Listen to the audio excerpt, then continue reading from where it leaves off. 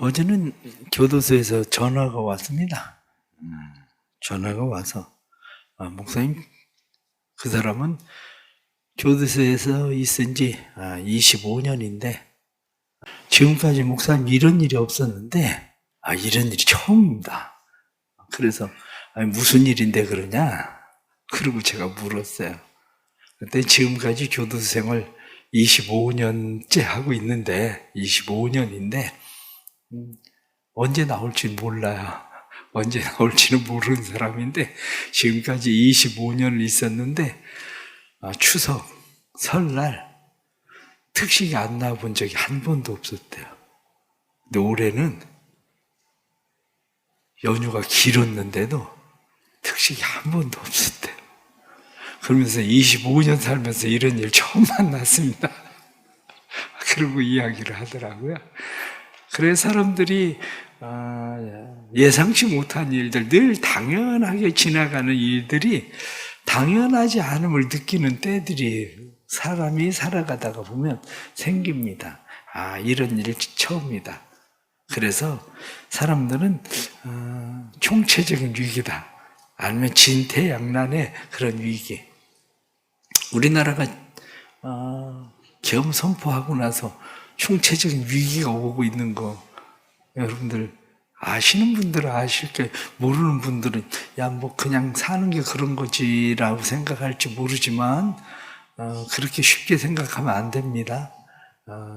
왜 교도소에 25년 만에 특식이 명절인데도 한 번 하나도 아무것도 안 들어가나 이렇게 생각하지만 그냥 그런 일 아니에요. 우리나라 국고가 바닥나고 있다는 거예요. 빚이 점점 늘어가고 있다는 거예요. 그런 것을 잘 이해하지 못하면 사는 게 다 그런 거지 이렇게 생각할지 모르지만 오늘 요엘서에 나타난 말씀은 그래서 우리에게 그런 얘기하고 있는 겁니다. 너희가 생각지 않던 그런 위기를 만나거든 다시 생각해라. 무엇을 해야 되는지 생각해라. 그러고 말씀하고 있는 겁니다. 지금까지 당해보지 못한 그런 일들 너희가 만나거든 지금 뭘 해야 되나? 어떻게 해야 되나? 너희가 그거 잘 생각해야 된다. 그렇게 말씀하고 있는 이유는 이렇게 생각을 하셔야 됩니다. 어떤 일들을 만날 때에 우리가 그 일이 똑같은 일같이 보여지는데 축복이 되기도 하고요. 그것이 위기가 되기도 합니다. 아이들을 키워보시는 분들은 알 거예요. 애들은 어떻게 그냥 올라가는 걸 좋아해. 그래가지고 기어 올라가고 그냥 올라갈 수 있는 데가 있으면 아이들은 기어 올라갑니다. 근데 기어 올라갈 때에 그 아이를 안아서 도로 밑으로 내려놔요. 그건 축복이에요. 왜냐하면 아이가 기어 올라가다가 그 위에서 애는 떨어지거든요. 떨어지면 어떤 일이 일어나는지 생각을 해보세요. 그냥 팔이나 부러지고 어디 그냥 조금 다치면 상관이 없지만 평생 그런 일을 위해서 평생 불구가 되는 사람도 있어요. 마찬가지입니다. 우리의 삶에 어떤 일들이 일어날 때에 왜 이런 일이 일어나나? 이렇게 생각할 일만 아니라 하나님께서 지금 우리에게 무엇을 원하시나? 어떻게 하라고 우리에게 하나님께서 이렇게 하시나? 그러니까 그렇게 우리는 생각을 해야 되는 겁니다. 살아가면서 우리는 만나지 못했던 일들을 많이 만나잖아요. 구제역도 만나고 사스도 만나고 뿐만 아니라 조류독감도 만나고 얼마 전에 코로나 만나고 그런데 그게 끝이라고 생각하나? 그렇지 않습니다. 그보다 이제 더 심각한 일들도 일어날 거예요. 그보다 더 심각한 일들이 일어나기 전에 우리 그리스도인들이 특히 해야 될 일이 무엇인가? 사실은 요엘서가 그것을 우리에게 말씀해 줍니다.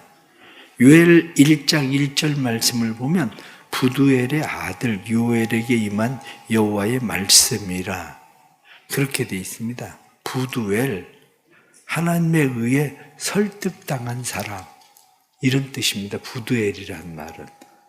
그러니까 부두엘이라는 사람이 하나님에게 설득을 당했다는 거예요. 무엇라고 설득을 당했냐? 학자들은 이야기하기를 부두엘이라고 이름이 되어져 있는 이유는 그가 부두엘의 아들 요엘이라고 하는 말은 하나님은 여호와시다. 그 이야기예요. 하나님은 여호와시다. 부두엘이 설득을 당해서 아들을 낳았다는 거예요.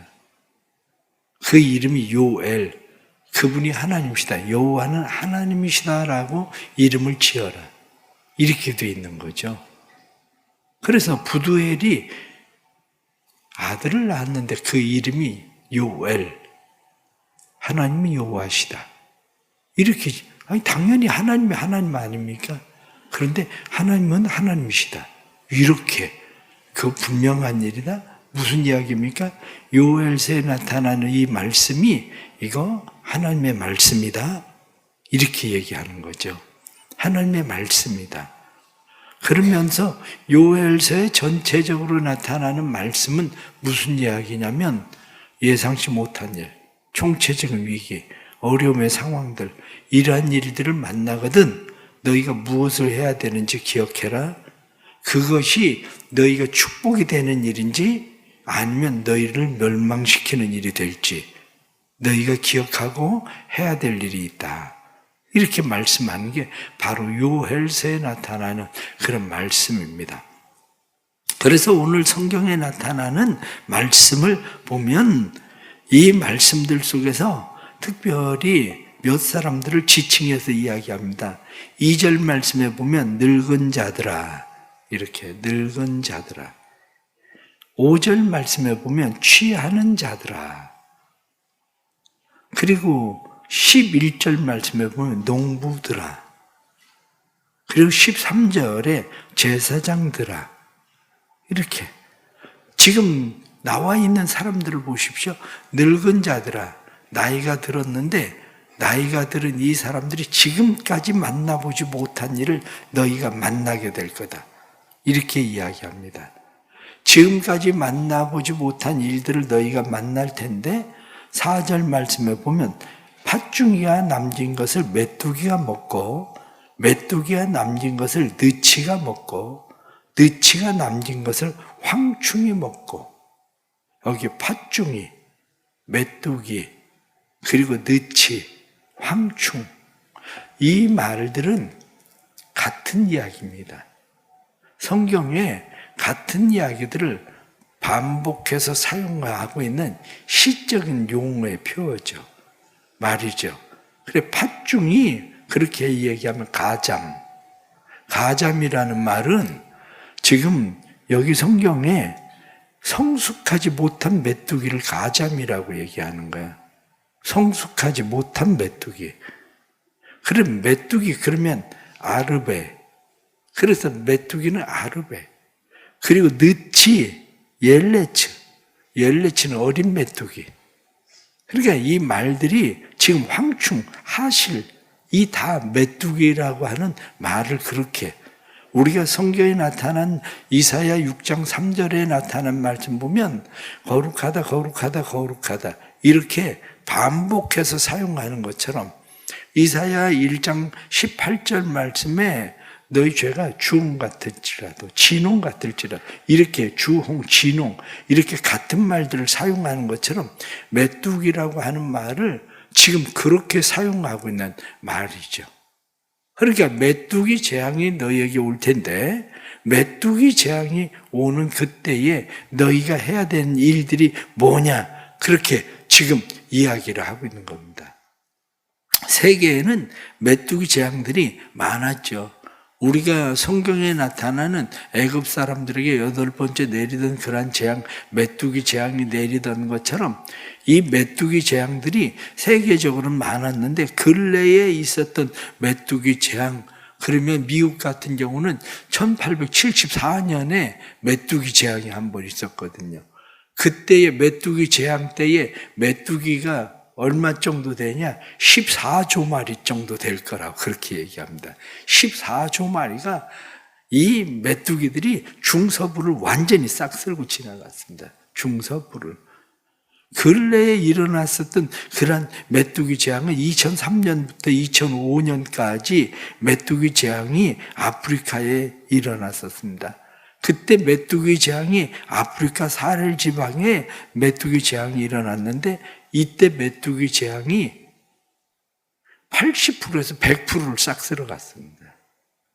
그런데 이런 메뚜기 재앙들은 단지 거기만 아니라 2019년부터 2020년까지 일어났었던 그런 메뚜기 재앙은 동아프리카, 중동, 파키스탄, 인도 이런 데까지 중국으로까지 메뚜기 재앙이 싹 쓸고 지나갈 정도의 그런 엄청난 재앙들이었습니다. 그런데 이러한 일들 만날 때에 너희가 뭐 해야 되는지 아니? 이렇게 얘기하죠. 그래서 우리는 삶을 살아가면서 예상치 못한 그런 일들을 만날 때에 우리가 해야 되는 일들이 있다는 거예요. 이혜인 시인이 내 인생에 가을이 오면이라고 하는 그런 시가 있습니다. 내 인생에 가을이 오면 나는 나에게 물어볼 이야기들이 있습니다. 내 인생에 가을이 오면 나는 나에게 사람들을 사랑했냐고 물을 것입니다. 그때 가벼운 마음으로 말할 수 있도록 나는 지금 많은 이들을 사랑하겠습니다.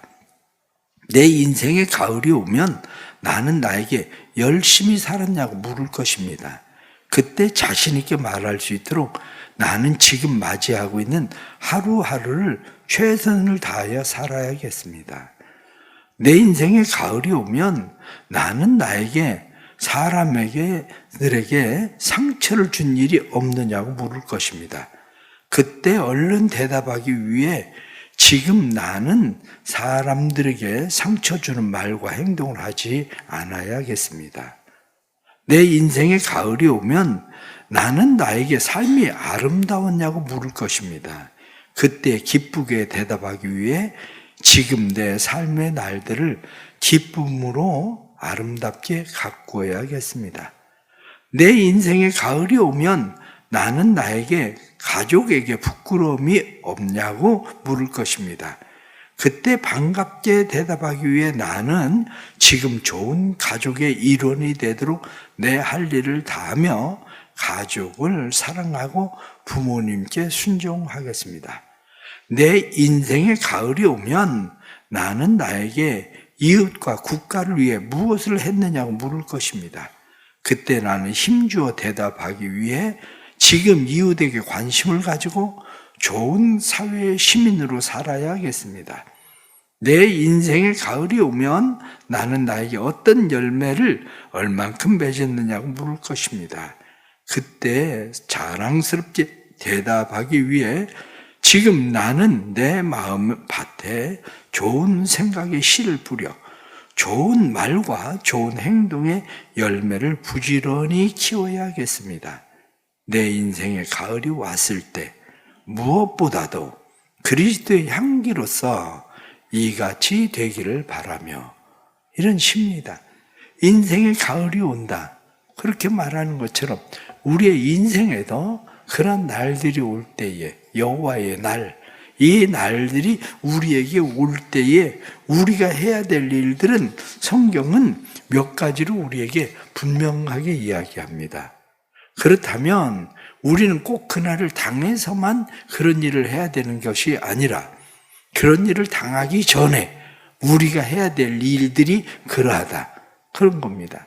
어린아이들이 기어 올라갈 때에 위에까지 올라가서 그냥 아이들이 장난치다 떨어지게 만드는 것이 아니라 그곳에서 야 정복했다고 생각하다가 떨어지게 만드는 것이 아니라 아이들을 끌어내리듯이 하나님께서 우리를 내리시는 방법은 우리가 하나님 앞에 어떻게 사느냐 바로 여기에 우리가 달려있다 그렇게 말하는 것이죠. 그래서 오늘 성경에 나타나는 이런 말씀들 속에 특별히 읽었었던 13절 말씀 보면 제사장들아 너희는 굵은 배로 동이고 슬피 울지어다. 수종 드는 자들아 너희는 울지어다. 내 하나님께 수종 드는 자들아 너희는 와서 굵은 베옷을 입고 밤이 새도록 울지어다. 이는 소재와 전제를 너희 하나님의 성전에 드리지 못함이로다. 하나님의 성전에 전제와 그리고 소재 이것을 드리지 못하기 전에 너희는 금식일을 정하고 성회를 소집하고 장로들과 이 땅의 모든 주민들을 너희 하나님 여호와의 성전으로 모으고 여호와께 부르짖을지어다. 이렇게 말씀하는 것처럼 지금 우리가 해야 되는 때가 어느 때냐? 지금이 기도해야 될 때다. 그런 거야. 국가적으로 지금이 기도해야 될 때고, 사회적으로 지금이 기도해야 될 때고, 그리고 우리의 가정적으로 지금이 기도해야 될 때다. 이런 거죠. 교인들 가운데 종종 새벽 예배를 저희가 토요일 날 그리고 주일은 새벽 예배를 안 드리다가 이렇게 월삭 새벽 11조 토요일, 주일, 월요일 이렇게 걸리면 와 최악이다 이렇게 생각을 합니다. 그런데 2월 달만 아니라 3월 달도 그렇습니다. 3월 달은 더 최악이라고 생각할 수도 있어요. 왜? 3월 3일이 대체공휴일이라 쉬는 날인데 그날도 새벽에 또 와야 되거든요. 생각을 하면 야 이게 무슨 일인가, 어떻게 날짜가 걸려도 이렇게 걸리나 싶은 생각도 들겠지만 오늘 성경에 나타낸 말씀처럼 너희가 소재와 전제를 드리지 못할 때 그때가 오기 전에 이렇게 생각해야 됩니다. 청주에서도 그래도 새벽에 나오잖아요. 청주에서도 새벽에 나와서 이렇게 새벽 예배를 드리고 그러는데 우리가 삶을 살아가면서 하나님 앞에 예배를 드릴 수 있다는 것이 얼마나 놀라운 축복인지, 얼마나 놀라운 은혜인지 우리는 금방 잊어버렸습니다. 얼마 전까지만 해도 우리는 코로나 때문에 하나님 앞에 예배를 드리고 싶어도 드리지 못하던 그런 때들이 있지 않았습니까?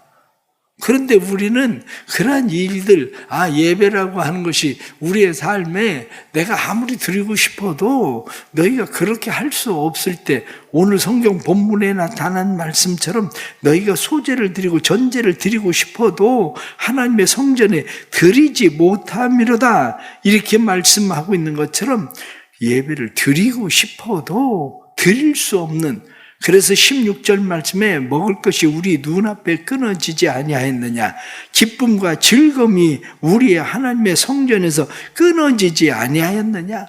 먹을 것도 끊어지고 기쁨과 즐거움도 끊어지고 창고가 비었고 곳간은 무너지고 가축은 울부짖고 소들이 꼴이 없어서 양떼들이 꼴이 없어서 피곤해져 있고 이러한 때에 너희가 해야 될 일이 뭐냐? 이렇게 말하는 거죠. 이러한 일을 만나기 전에 너희가 해야 될 일들이 뭐냐? 이렇게 이야기하면 성경은 그 일에 대해서 우리에게 분명하게 말씀하고 있는 것이 오늘 본문에 나타낸 말씀, 너희는 굵은 배로 동이고 슬피 울지어다. 이렇게 성경이 말씀하는 것처럼 너희는 울지어다. 여호와께 부르짖을지어다. 굵은 배를 동이고 울면서 하나님 앞에 부르짖어 너희가 기도해야 될 때다. 이렇게 말씀하고 있는 거죠. 그렇습니다. 기도해야 될 때입니다. 기도해야 될 때에 기도를 잃어버리면 우리의 삶에 문제들이 더 심각해집니다. 문제들이 더 심각해지는 것은 우리의 삶에 슬픔이 찾아와요. 큰 슬픔들이. 요즘 명절 지나고 그러면서 저도 또 장례식에도 가고 뭐 이런 일들을 하면서 사람들이 요즘은 빈소가 없어서 장례를 하루 이틀 연장해야 되는, 왜냐면 화장터가 없어요. 화장터가. 그런 상황들도 벌어진다고요. 그런데 지금 이게 앞으로 이런 상황들은 지금 아니라 앞으로 더 심각하게 벌어지는 일들이 될 거예요. 그런 일들이. 그렇기 때문에 우리가 하나님 앞에 해야 되는 일, 오늘 성경 본문에 나타난 말씀 몇 가지 말씀을 드리면, 오늘 성경 말씀 2절 말씀 보면 그렇습니다. 늙은 자들아 너희는 이것을 들을지어다. 땅의 모든 주민들아 너희는 귀를 기울일지어다. 하나님의 음성에 귀를 기울이십시오. 이 시대의 소리에 귀를 기울이십시오. 세상이 어떻게 흘러가고 있는지, 어디로 가고 있는지 귀를 기울이고 잘 들어야 됩니다. 그래서 우리가 해야 될 일들이 무엇인지 우리가 잘 깨달아야 됩니다. 5절 말씀에 취하는 자들아 너희는 깨어 울지어다. 그렇게 되어 있습니다. 깨어서 울어라. 그러면서 포도주를 마시는 자들아 너희는 울지어다. 이렇게 되어 있습니다. 포도주를 마시고 기뻐하고 즐거워하고 재밌게 그럴 때가 아니다. 그럴 때가 아니라 지금이 깨어서 울어야 될 때다. 깨어 울지어다. 성경이 그렇게 말씀하는 것처럼 깨어서 울어야 될 때입니다. 11절 말씀에 농부들아 너희는 부끄러워할지어다. 그렇게 되어 있습니다. 농부들에게 너희의 열매 없음을, 너희의 소출 없음을 너희가 부끄러워해야 된다. 지금 우리가 만나고 있는 이런 시대 상황을 부끄러워해야 될 때지 싸움박질을 해야 될 때가 아닙니다. 여야가 나누어져서 피 터지게 싸워야 될 때가 아니라 부끄러워해야 될 때입니다. 어쩌다가 이 나라가 이 꼴이 됐나? 정치인들이 도대체 무슨 짓을 하고 있는 건가? 부끄러워해야 될 때인데 얼굴이 얼마나 뻔뻔한지 부끄러워하는 인간이 없어요. 13절 말씀에 제사장들아 너희는 굵은 배로 동이고 슬피 울지어다. 제단에 수종드는 자들아 너희는 울지어다. 그러면서 뒤에 나타난 말씀을 보면 베옷을 입고 밤이 새도록 누울지어다. 베옷을 입고, 베옷은 상갓집에서 입는 옷, 하나님 앞에 회개할 때 입는 옷을 베옷이라고 표현하죠. 베옷을 입고 회개의 옷을 입고 너희가 울어야 된다. 하나님 앞에 누워 있어야 된다. 그것을 떠날 줄 모르고 그곳에 지키고 있어야 된다. 그렇게 말씀하고 있는 거죠. 결론적으로 말씀을 드리면 우리는 지금 우리가 만나고 있는 시대 상황만이 아니라 우리 앞으로 일어날 시대 상황을 잘 봐야 됩니다. 그 시대 상황을 잘 보고 우리가 무엇을 해야 되는지, 우리가 해야 되는 일은 성경에 나오는 말씀처럼 하나님의 말씀에 귀를 기울이고 우리가 깨어서 하나님 앞에 베옷을 입고 부끄럽게 여기고 우리가 울면서 부르짖어라. 성경 말씀에 그렇게 말하는 것 14절 말씀에 보면 너희 하나님 여호와의 성전으로 모으고 여호와께 부르짖을지어다. 이렇게 말씀하는 것처럼 하나님 앞에 부르짖어야 될 때입니다. 사랑하는 성도 여러분, 예배가 소홀해지면 삶은 무너집니다. 기도가 소홀해지면 예상치 못한 일들을 만납니다. 사람들은 어떤 일들을 만나도 정신을 못 차리는 사람이 있고 어떤 사람은 어떤 일을 만나기 전에 정신을 차리는 사람이 있고, 그런데 성경이 우리에게 말씀하고 있는 것은 정신 차려라, 울어라, 부끄러워해라, 그리고 하나님 앞에 부르짖어 기도해라, 그렇게 말씀하죠. 주시는 말씀 생각하면서 또 내일 모레 또 계속해서 요엘서에 대해서 또 말씀을 드리도록 그렇게 하겠습니다. 기도하겠습니다. 하나님 아버지, 이 나라의 상황들을 바라봅니다. 한국교회 상황을 바라봅니다. 우리의 가정의 형편들을 바라봅니다. 요엘 선지자가 메뚜기가 와서 모든 것을 맑게 깨끗이 다 긁어먹어 버린 것처럼 포도나무 껍질도 긁어먹어 버려서 너희에게 이제 남은 것이 없다, 이렇게 말하는 것처럼 우리의 삶의 상황들이 예기치 못한 일들로 점점 힘들고 어려운 상황에 나락으로 떨어져 갈 때에 우리가 무엇을 해야 되는지 다시 깨닫게 해 주옵소서. 들어라 하고 말씀한 것처럼 여호와의 말씀을 듣게 해 주시고, 너희가 허리에 배를 동이고 그리고 너희가 슬퍼하며 부끄러워하며 너희가 울지어다, 성경에 말씀한 것처럼 슬퍼하고 부끄러워하고 울 수 있도록 마음을 주옵소서. 저희들에게 하나님 은혜를 베풀어 주셔서 하나님 앞에 부르짖어 기도할 수 있는 은혜를 주옵소서. 기도하며 부르짖는 은혜를 주시고, 기도하며 하나님 앞에 부르짖을 때에 우리의 삶이 하나님 앞에 다시 새로움을 입는 인생의 멸망이 아니라 축복이 우리의 삶에 오게 하시는 하나님의 기회를 만날 수 있도록 도와주옵소서. 사랑하는 성도들의 삶에 주께서 은혜를 주시고 다시 믿음의 삶으로 하나님 앞에 온전히 세워지게 하셔서 하나님의 뜻을 이루어가는 복된 삶이 되도록 도와주옵소서. 우리 대성교회 주께서 은혜를 주시고 대성교회 멈추는 기도가 깨어있는 기도되게 해주시고, 새벽에 기도하는 사람들이 늘어가게 해주시고, 하나님 앞에 헌신하는 사람들, 믿음으로 살고자 하는 사람들, 하나님 앞에 일 없음을 부끄럽게 여기는 사람들이 많아지게 해주시고, 그래서 하나님의 뜻을 이루어 가도록 주님 도와주시옵소서. 하나님 앞에 이 새벽에 나와서 2월을 주님 앞에 드리고 기도하는 성도들 은혜 베푸시고, 이들의 삶이 오직 주님의 뜻을 발견하고 주님의 뜻을 살아갈 수 있도록 성령님 역사하여 주옵소서. 새벽에 나와서 10의 1조 헌금 드립니다.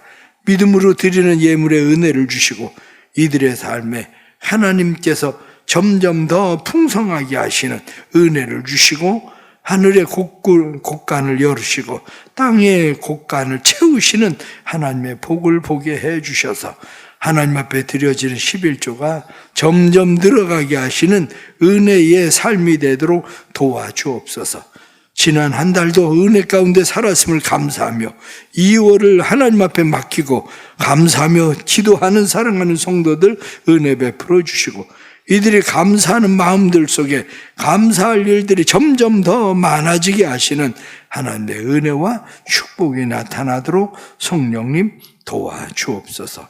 오늘 새벽에 믿음으로 기도할 때에 우리의 기도를 들으시는 하나님께서 기도를 들으시고 응답하시는 놀라우신 삶의 은혜와 축복을 허락해 주시고, 2월은 은혜를 사모하며 온 성도들이 믿음으로 살게 해 주시고, 은혜를 사모하며 믿음으로 사는 자들마다 함께 하시되 교회가 해야 되는 여러 가지 일들 속에 특별히 우즈베키스탄 단기 선교 여행을 가는 우리 청년들에게 은혜를 주시고, 이들에게 주시는 은혜가 하나님 풍성해서 세계에 복음을 전하고자 하는 비전들이 생기는 기회가 되게 하여 주옵소서. 지금은 우리 주 예수 그리스도의 은혜와 아버지 하나님의 그 놀라우신 사랑하심과 성령의 감화, 감동, 교통하시며 충만하심이 지금이 하나님 앞에 말씀을 듣고 우리가 깨어있고 울며 하나님 앞에 기도해야 될 때인 것을 알고 하나님 앞에 깨어 기도하는 은혜의 복된 삶의 역사가 우리 가운데 일어나서 우리의 삶이 위기가 하나님의 조리어 축복으로 변하는 복된 일 나타나기를 간절히 축원하옵나이다. 아멘.